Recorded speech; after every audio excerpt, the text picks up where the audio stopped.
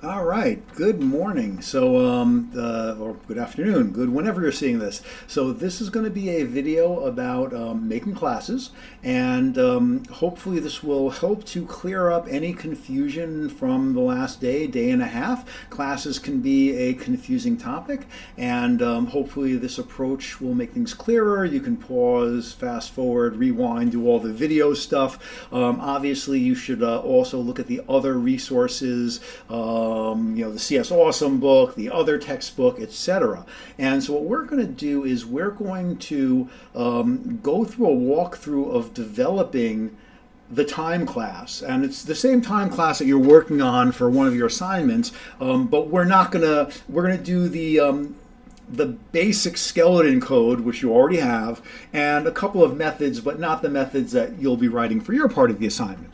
So let's go. We've got a little document cam here where I can draw things. We've got our REPL going here, our Replit REPL going, and I'm just using side REPL, so there's no folders here. Obviously, you'll be putting your assignments in the appropriate folders and stuff. So first, I'm going to make a new file called driver.java. And usually when I make a Java program that has multiple classes, so you heard yesterday that usually you'll have one file per class. And so if you have like if you have three different classes you are creating, like we're making time, and let's say you're making rational, then you'd have one file for each. And then you would also probably have a file for your main program that controlled it, or which I usually call the driver. So this is the driver. And I'm making the driver first for reasons that'll become clear shortly, just so I can demo some things. So I'm going to make this.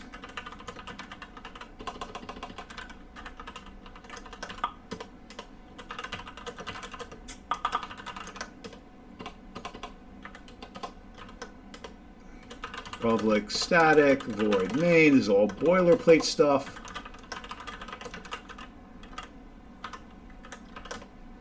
And that's my very basic program. So what I'm going to do is I'm just going to hide this here so I have a little bit more room. And I'm going to make this a little bit bigger. And I might even do, I frequently like doing my system out print line hello, just something.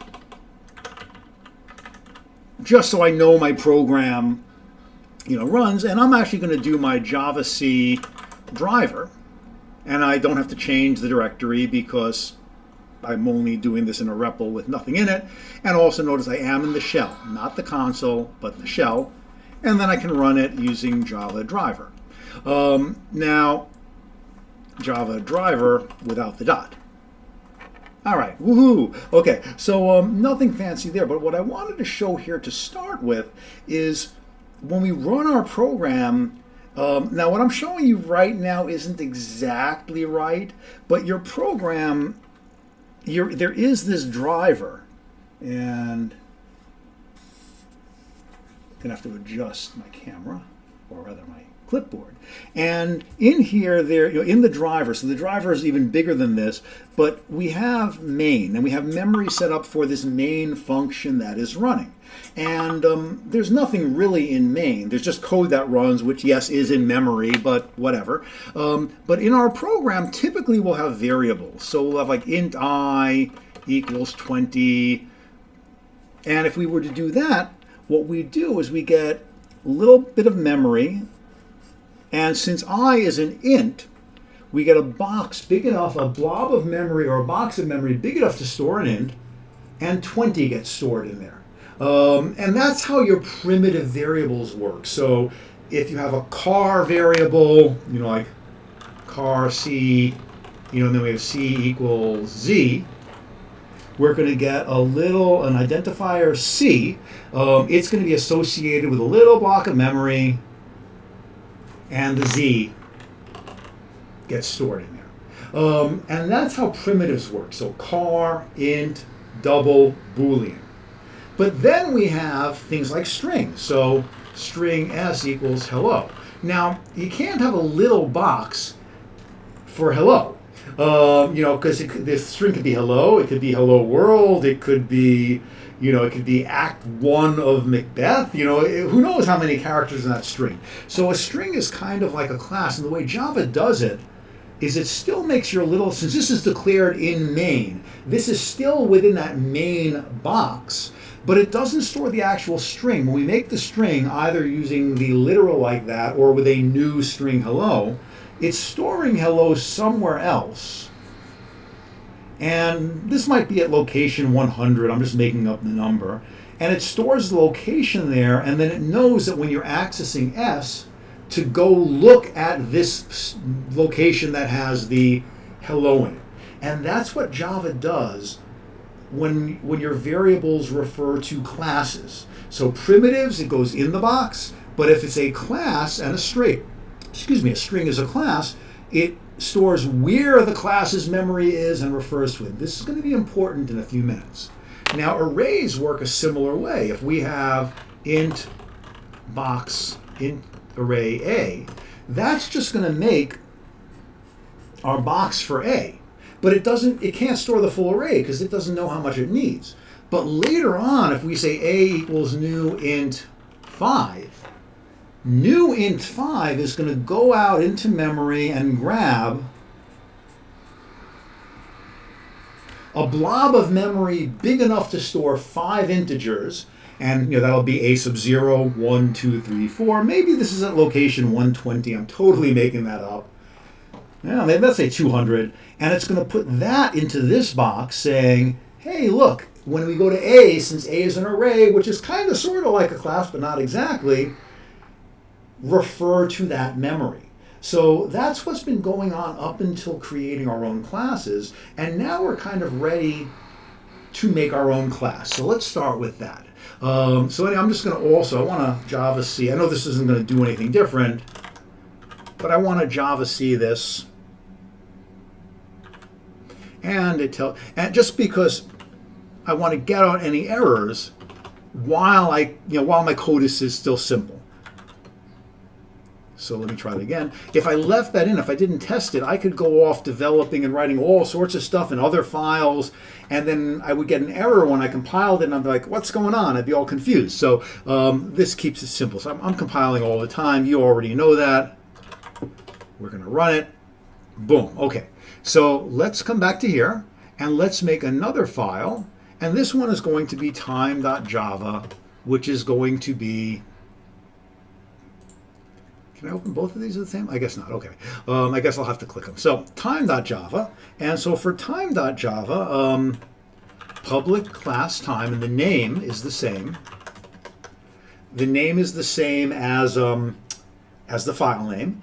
And this is all I need for my basic class. But normally you're going to have data associated with this. And another thing to think about classes is we have primitive variables.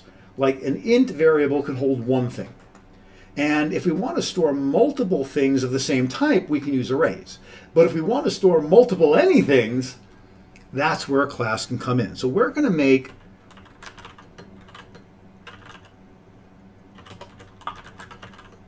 some variables.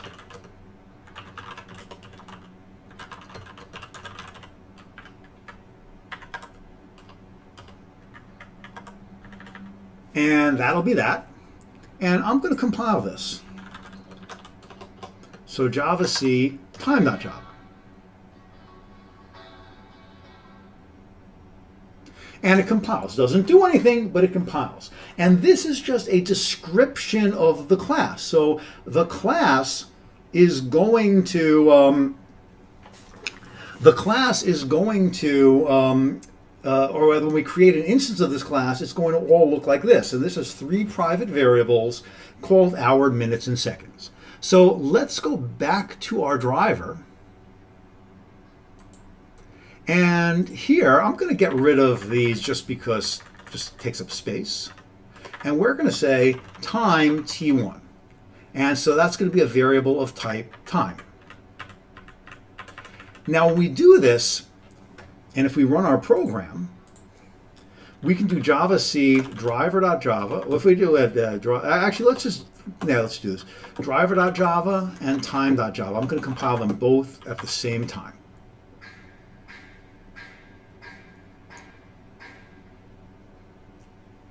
And when we run this, like if I try to run time, this will not work because it says, wait, we don't have a main. Main method not found, because there is no main in time. But if we run driver, driver does have the main, and Java can figure out that, oh, inside this main there's a reference to time, and since time, I'll put that back in a second. Since time is in this directory, it can sync it all up. So coming back to here, what we had was time t1. Now, when we do this, what happens is we get a variable t1 and a little box, but there's nothing in it. Actually, what's in that is something called a no value. No, because that's the default value for a class if you don't set anything up. So if we want to actually make a time, we have to make a new time. So what we can say is, and we can do this in one line, but I'll do it in two.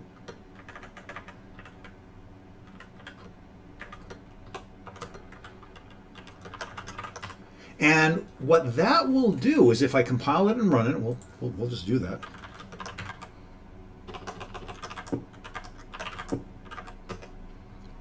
What that will do is, when we say time t1, it makes this little box. But when we say t1 equals new time, when we say new time, it makes a new box for time. So this is t1, and maybe this is at location 300. And it stores that location here, and it refers to it. And inside here, there's going to be the hours, the minutes, and the seconds. But they're all going to be 0 because in Java, that's how we set them up. So that happens automatically, or that's what happens is it's constructing the instance, and that's pretty much that. So now, let's talk a little bit about private in here. Now, since these are private, hours, minutes, seconds, we can't do anything with them outside of the class. We can do things from inside the class. So for example, here, if I make a public method called toString, and I just say something like systemout.println, and let's just print out the seconds. So we go seconds plus seconds. So notice that we're accessing our seconds variable here. And this is public, so we can call toString. So in here, we could say systemout.println t1.toString, call the toString method. And if we now try to run this, I'll compile it again. Return type required. So notice I'm compiling quickly so I don't have errors, and I forgot that this has to be of type string. So let's try that again.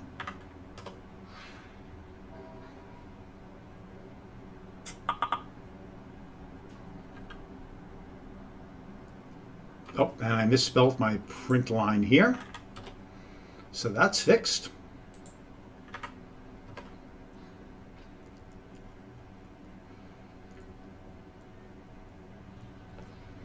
And missing return statement.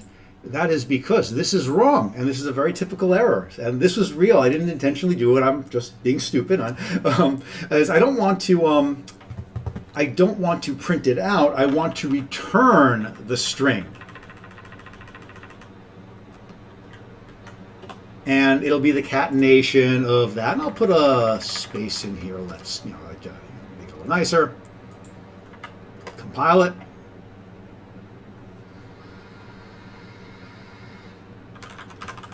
And now if we run it, notice that we get secs 0 because seconds is indeed 0.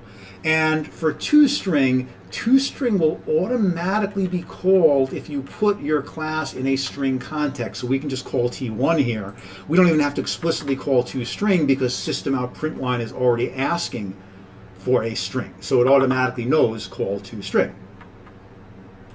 And if we run it, the same thing. And that's because our, that's because our toString method, because methods and variables can be public or private, that's public.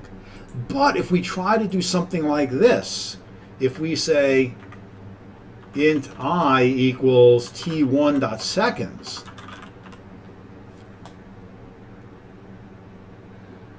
and we try to compile this,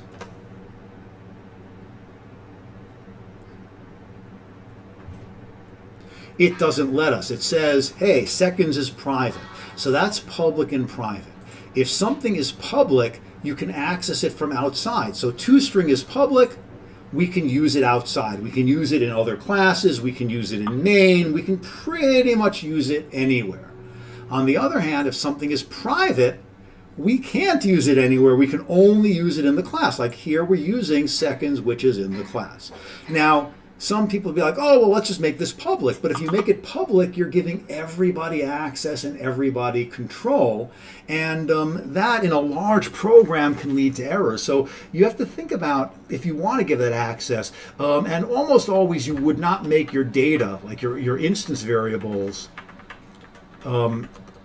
public. But what you might do is you might make a public method that accesses them. So getSecs would then return the seconds, something like that. So now, even though we can't go to seconds directly, we can call getSecs to get the seconds. And since that's public, and then we'll print it out. I mean, it'll just be 0.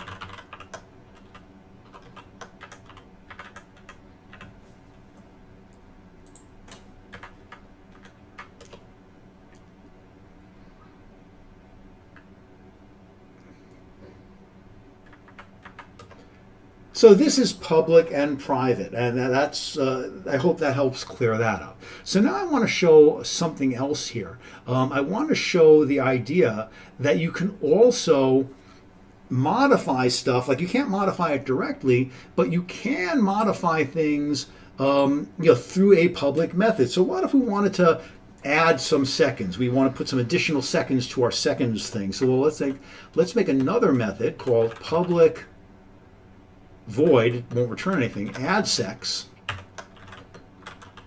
and it'll add those seconds to the seconds. So we can say seconds equals seconds plus value.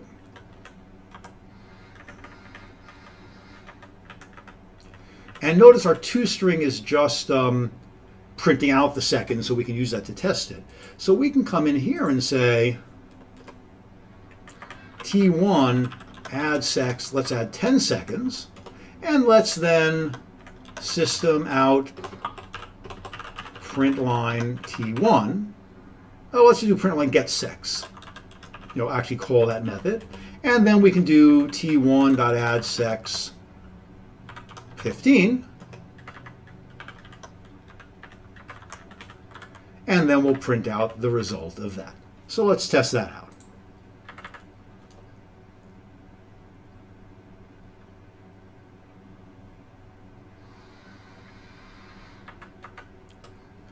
And notice that it's first 0 because we print it out here as 0. Actually, we print it out up here as 0, and then we print it out here as 0 again. We add the 10 seconds, so we're calling the public method. So once we're in here through public, since we're now inside, we can now access the private, and then it prints out the 10 the next time. And then finally, it adds 15 more, which takes it up to 25. So that's all of the basics of classes. So there's one more thing I want to show you here, which is what if we have 2 instances? So what if we have another class here, time t2 equals new time. So let's print out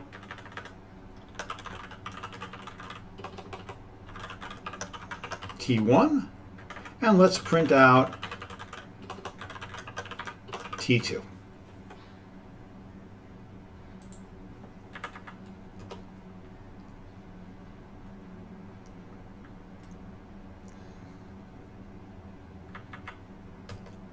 And notice 25 and 0.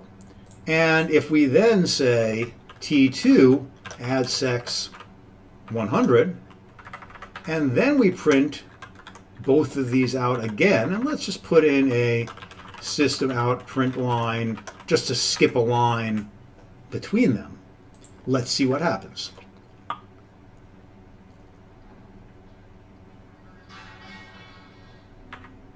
And we've got an error somewhere in here. Let's see.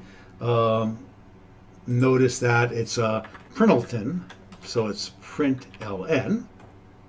Again, compile frequently, and you will find it easier to find the errors. Still, I've still spent days doing it, but it's a little bit easier.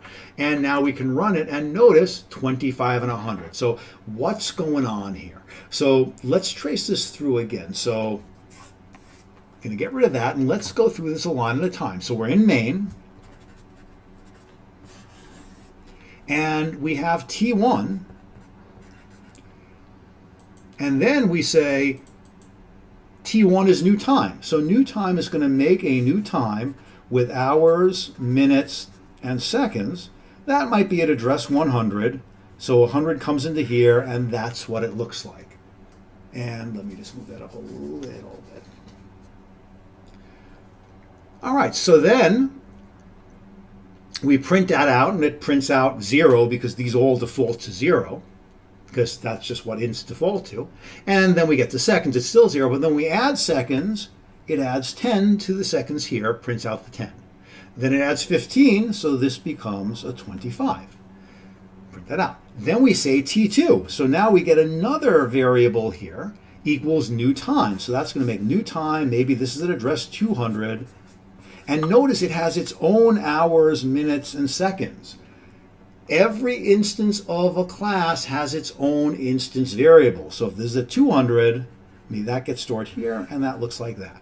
So now if we go T1 dot something, T1 is this one, it's going to refer to this guy here. If we say T2 dot something, T2 has a 200 in it, it's going to refer to this memory, it's going to do it to this one here. So now when we print out T1, it's going to be T1's get string. So it's going to do the get string in here that gets all of its data, and that's going to give us our 25. Then we do T2's get string. So that goes in here, and everything is 0. Then we go to T2 add seconds. So it does the add seconds in here, adds 100 to it. Then we print out a line. That's this blank here. And then we do the system out print line of T1. So it's T1's toString. Looks in here, gives us our 25, etc. And so that's how classes work, and that's why that's where they're so powerful, because you can make multiple of them, and each one is its own entity. And so for example, if you're writing like a Pac-Man game, you might have a class for the monster, the ghosts, and you'll have 3 ghosts, or 4 ghosts, Inky, Blinky, Stinky, and Clyde, 4 ghosts. And each one will have its location, its color, what it's doing, and all of that. And so there would be 4 instances of the ghost. You have like ghost, let's say we made the class, ghost, Inky, Stinky, Blinky, and Clyde. And then you'd be like Inky equals new ghost, etc. And then there'd also be one for the Pac-Man, which would also have a, be its own thing, have its own instance, and then within it, you can write any methods you need to access your data in here. And if you want the outside world to have access, you make it public, and if you only want it to be in here, you make it private, and that's that. So I've rambled on for a while now, 25 minutes, so I hope this wasn't too long, and I hope you found this a little bit valuable. So I'm going to stop this here, get this up onto YouTube. And yeah, and that's it. Okay, so hope this helps.